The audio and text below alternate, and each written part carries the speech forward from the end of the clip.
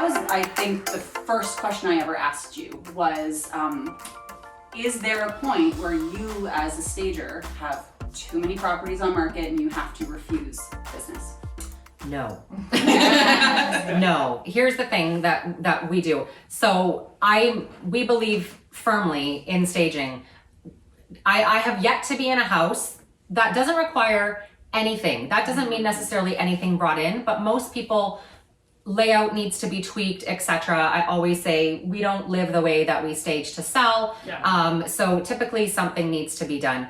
If we go into a house and I see what they need and I don't have it, I will get it. I think that's one of the first things I told you too. That's what really sets you apart, Yeah. and that's why we're here with you today, because that's not the answer we got from a lot of other companies. There's no turning away. Everybody needs staging. I will not be the person to say no. I will find the piece that's needed and it will be in your house. That is all. There we Period. go. Good. So, Yeah. case in point, call Esther because she'll make it happen. Yeah. Right? So what were some of the other things that we had in mind? We have so many questions about I staging. think if maybe in we just general. start with the process. Sure. Like, where is the starting point? How Sure. generally does the process get started, and where Is do you it- go from there? Agents or clients? It's both. It's both. I will say typically in Dufferin, it's agents first. Sometimes when I'm working in the city, I get the call from the client first, but it goes either way. So the first thing is to visit the home for a consultation. This is usually about an hour-long process, and we'll kind of go through everything from, like I was saying, furniture rearranging, things that need to be removed from the house, minor renovations that need to be done, paint colors, light fixtures, etc. And, for most people, if you don't have an interior design eye, I'm not just going to come in and say, well, you need to paint and change light fixtures. We'll include recommendations for that with the notes, paint color suggestions, links to light fixtures. We're there really to help. That's, not just to come in, tell you what you need to do and then leave you to it. We're really there to help. Absolutely. Full service, help each step of the way. So following the consultation, I just usually stay in contact with the agent depending on the list that's needed to be worked through, how long things are going to take. And then when it comes time for staging, we like to come in as much as possible right before the photographer, especially in a house where it's occupied and people are still living there. Children, yes, absolutely, pets, etc. So that you don't need to worry if things get messed up. Things won't get messed up before the photos are done. And then we take it from there. The staging goes in. Sorry to interrupt. Do No. you have a list of people that you can recommend for things like the painting? We do, yes. So because we do interior design work as well, we have a list of trades and all sorts of different things that we can recommend, movers, storage, locations, etc. So we really do try to be able to provide as much information as possible. That's great. Fantastic. So I guess once you come in and you stage a house, do you come in and take it away after the photos are done, or how does that work? So we do not. I feel like that's a little bit of a misrepresentation. If you see something in the photos, your client then expects to see that in the house. So we absolutely do not remove the items directly after the photos. Everything stays in there typically for 30 days. That's the way the contract would last, but nothing is really staying in a house for 30 days at this point. Most houses are selling quicker than that. So we always aim to be in to destage the house within 7 days of a firm sale so that the clients can get back to their normal life and start packing, etc. And I feel like you're looking at pictures, but when you walk into the space, that's when you're really hitting those emotions. Absolutely. And that's the difference too, where virtual staging has its place in certain situations, but again, for a client to see something on the screen and then walk into an empty house or a house that is partially empty, it doesn't hit you the same way. Yes. And it's actually detrimental. it is detrimental. Yeah. And buyers are emotional. Almost exclusively a buyer gets emotional about a house, and that's why you end up with people paying more, etc. But buyers can't make a connection with an empty space or a space that's very lived in by somebody else. You're not going to connect with a living room that's covered with photos of somebody else's family and maybe a kitchen that still has their vitamins dish and towels things. and vitamins Yeah. all over the counter. It just Yeah. it doesn't work. Or I won't say that. It doesn't work as well. Yes. That's yeah. Like how many times have you bought something online because it looks amazing in the Yes. pictures, and then you Shows get it up. and you're like, what is this? Yeah. Like, it's just junk, right? Yeah. Yes. You definitely don't want to be deflating your buyers when they get into the property. It should Definitely. be the opposite. I mean, as It a should- buyer's First agent, I kind of impressions. want you not to be too emotional, but Yeah. you know, but I also, it's yeah, like- seeing the potential of a home and being Yeah. able to actually picture yourself living there is key. Yeah. The big Absolutely. thing in real estate is we always throw around the term setting expectations. Yes. Yes. And your photos and video are setting that expectation. Yes. So if you're bringing people in expecting the Ritz-Carlton and they get the Holiday Inn, I feel like you're bringing in a song right now. The reality is too that we're so ingrained by HGTV and Yes. these other shows to expect a house to look a certain way, and that's very hard to get around. So and all of these shows that people watch, those are staged. So Fixer Upper and Hometown and all of these shows, all that furniture that goes in that really makes that after so appealing and inviting and makes you in your living room look around and go, dang, this is not, I should maybe be changing some stuff. living That's Holiday all, Inn. it's all literally staged. All of that stuff comes back out, right? And so when you have buyers walking into a house and seeing it look a certain way when in their mind they've kind of been trained to expect something else, Yeah. it's difficult to make that connection. Whereas and even on the side of the seller, I feel like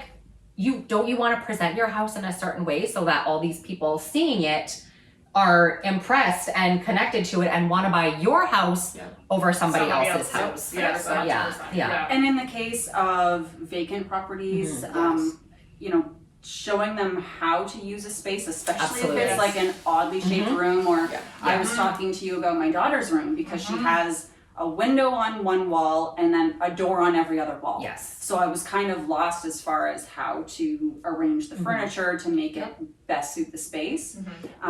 So to show people how to utilize the space, or even sheerly the size of the space. Yes. Yes. How many times, especially new builds, you walk in, you see it framed, and you're like, this is so small. Yeah. As soon as you start putting pieces in there, you're like, oh, It grows. No, Yeah. this actually fits. That's Yes. true. And a lot of times now I say, builders have really some very silly layouts, and it's maybe not the easiest to lay out. And especially if you don't have a design eye or don't have training or something like that, you go in there and it's difficult, and you walk away going, I don't know what to do in there. Yeah. And some of the bedrooms can seem really small when you walk in and it's empty, and you think, I can never fit a queen size bed in here, but you can. You need somebody to put it in there to show it to you, and that's what really makes the sale at the end of the day. Yes. Also in a vacant house too, rooms need a focal point. So if you walk into an empty living room, your eye is traveling and really taking in nothing because there's nothing for it to land on, right? And so it's all in the mind. The reality is it's all in your head, but it's just to be able to understand what the space can be, to feel yourself in it, it really needs to have furniture in it. And when they're empty, like I said just a second ago, they start to nitpick on the Absolutely. other things, like the dusty light fixtures starts to give them, Yes. like nobody looks up when they're cleaning, but it starts to get your buyers focusing on things that really don't matter because there's nothing else Yeah. to look at. And especially in a house, maybe an older farmhouse or older houses in the middle of town that definitely have quirks. Staging, I always say I don't go into a house and specifically cover issues. I won't do it. I feel like that becomes an ethical issue. However, distracting, Definitely an ethical Yes. issue. yes, it is. I won't do it. But distracting from, minor quirks and highlighting the elements of the house that are really attractive. That's what staging can do, and what you lose when there's nothing in the room. The lipstick. It is exactly. Yeah. It's that Yes. shiny lip gloss. Yeah. It's a finishing touch. So I think the biggest question that we get, Yes. if you ladies would agree, would be how does it work when you are living in a staged home? So we like to make it as easy as possible. For example, when we stage bedrooms, if we bring in bedding, it goes directly on top of what's already there. Then all you have to do is roll it back, tuck it to the side, and put it back on when you're having showings. In living rooms, I have 4 kids. I take into account when I've been in a house and there's kids, I might bring in a round coffee table instead of a coffee table with 4 sharp corners. All of these things. Yeah, we try to, it's our job to make your house present spectacular, but it's also our job to make sure that it's still livable and that you're able to continue on with your day-to-day as much as possible, because the reality is that not everybody has the option of moving out. Yes. So for us, we need to work within that, and it's very important to us that we do. Yeah. And has there been a lot of concern about living in staged properties during COVID? Not that we have really come across, maybe 1 or 2, but we have protocols that we follow in our warehouse as well. And I think too, a lot of staging did switch a little bit to virtual when it was kind of in the height of it last year. Yes. Whereas now, people coming through are still following all of the things that need to be done. And people are a little more comfortable with it. And like I said, we come in and talk about everything, and people have questions about that. We address it and make sure that people are comfortable with what's being put in, how it's going to work, etc. Yeah. I have a question. What happens if you're taking furniture out and you're bringing furniture in? Where does the furniture go? Like your personal furniture, does the client cover a storage, or do you take it? So the client covers the storage, but sometimes that storage is the garage. Okay. And this is a question that I get asked all the time. Can I store stuff in my garage? Absolutely. Yes. The majority of people, when I go into a house, people aren't parking their car in their garage. We all have stuff, especially when you have kids, Too much or stuff. you have a single car garage, but you are a snowboarder. I don't know. You have stuff. Yeah. And so I always say, absolutely, put it in your garage. Nobody cares about what your garage looks like. People care about what the inside of the house looks like, and that's the number one. So sometimes it's the garage, but we also have, places that we can recommend. We have discounts on pods, getting dropped in your driveway. There's so many options. The best thing to do if something needs to be moved out is just to bite the bullet and find somewhere to put it, and let us bring in something that's going to showcase the home the way it needs to be. Even unfinished parts of the basement, Absolutely. as long as it's neat and sort of tucked away into a corner, so it's not Yes. like face. boxes spilling everywhere. That's a really good alternative sure, as yeah, well. for If sure. it's an unfinished space, then it doesn't matter. Yeah. And we've actually in the past too had people put stuff in the basement in an unfinished space and kind of turned it into a finished space. Not a finished space, but you know what I mean. Yeah. Put down an area rug. If we're going to put a sofa down there, we might as well show the potential of what it can be. Yeah, So, the space. That's a great idea. yeah. Yeah. Very neat. Any others? Yeah, I think how long does it actually take, the process from you coming in and then The actual staging day process? Oh, so on a vacant house, a large vacant house, we can be up to 8 hours. Wow. That's because every single thing comes in. When you think about a living room and the way we stage, I don't like it to necessarily look staged. I want it to seem like somebody lives there. So we're hanging art, we're bringing in throw rugs, we're bringing in extra little pieces. I say the average house takes a minimum of 25 throw pillows. Those need to be placed and chopped tell my and husband replaced. that. I hope he's Lots of throw pillows. Even making beds. We make beds in a specific way. And, my assistants, if they were here, they would be laughing at me because I can remake a bed 4 times before I'm happy with the way it's made. We don't just throw bedding on there and call it a day. So all these little things take time.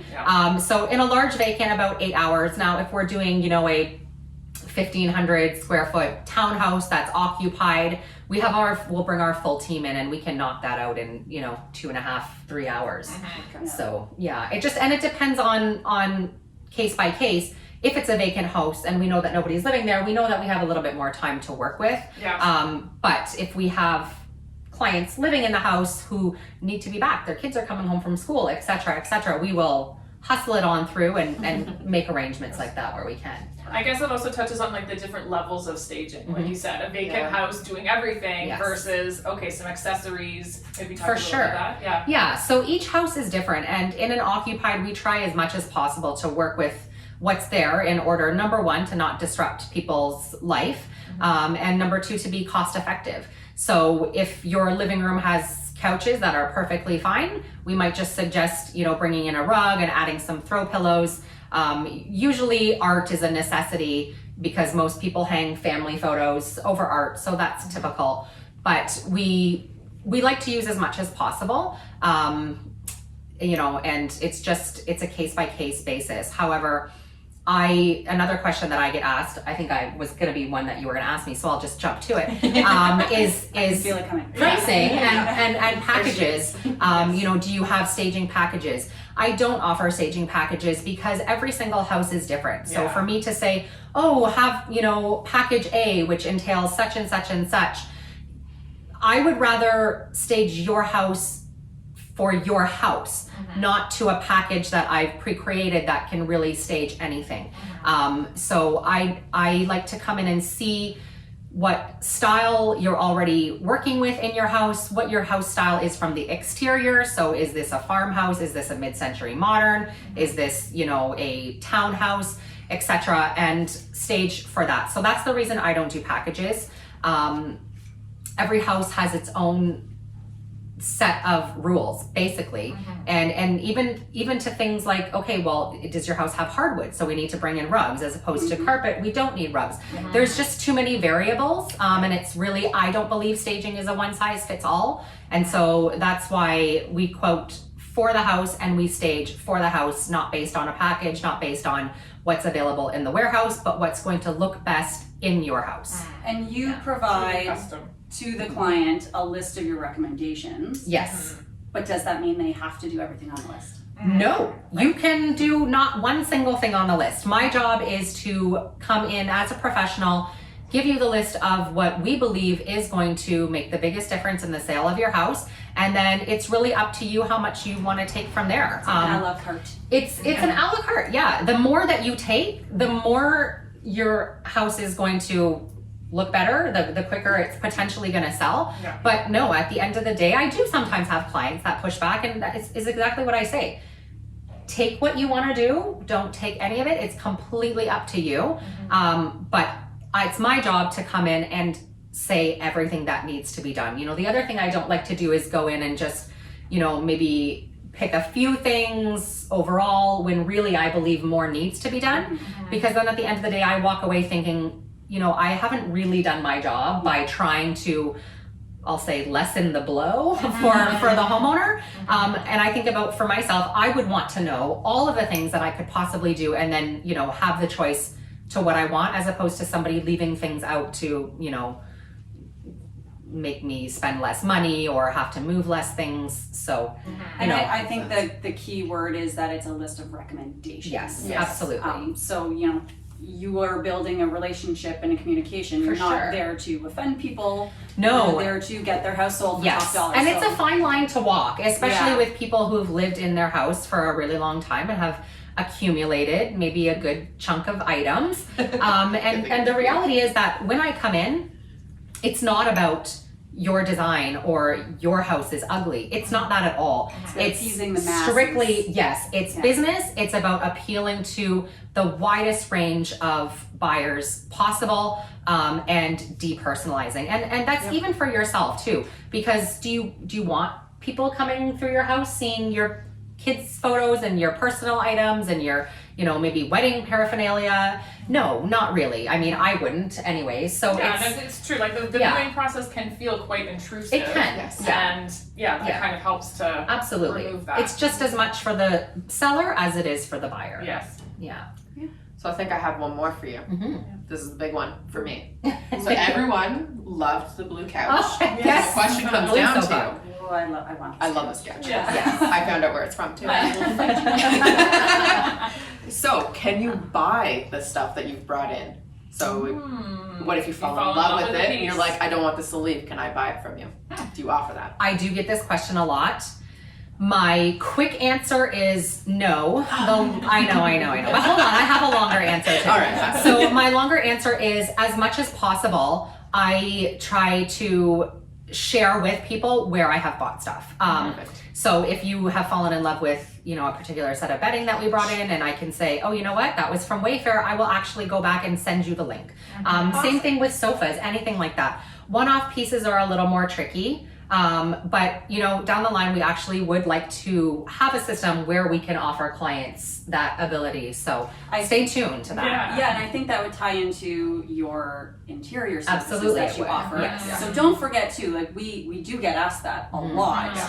When they staged, I love it so much. Can I keep this? Keep it. You're moving. Yeah. So what Esther Is it put gonna in your fit in the next house space? Yeah. isn't going to work. So Yeah. you are always welcome to reach out to Olive and Ash to have them Absolutely. do a consultation in your new house. And I would say actually the biggest chunk of our design clients does come from people whose houses that we've staged. Yeah. Even, because maybe we've showed them how to present a room differently, and that's something that they enjoyed.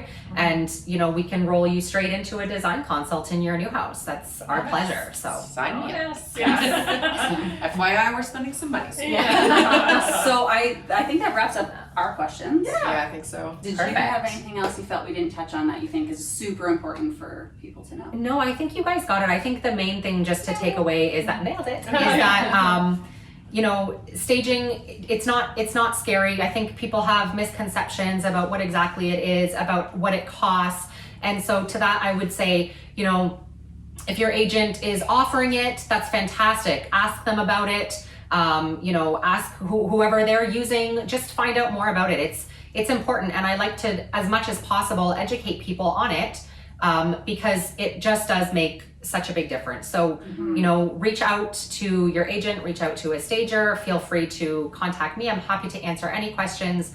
But just know that it's not scary. And one thing I do always like to say is staging your house is always massively cheaper than reducing the price of your listing. Yes. Do you have a stat on what the houses you stage typically sell for in comparison? So we actually did something recently, and I don't have it in front of me when we talked about numbers, but I believe, so we took an overall average of all the houses that we've staged just this year, and between all of them, it was the average price worked out to be $64,000 over asking, and that was just the average. So some were Pretty sure that covers the cost of staging. Yeah, and some were more than that. I mean, we had a house in Orangeville just a couple weeks ago that sold for $157,000 over asking. Wow, So, amazing. and it was vacant before that. So, yeah, definitely it makes a huge difference. Yeah.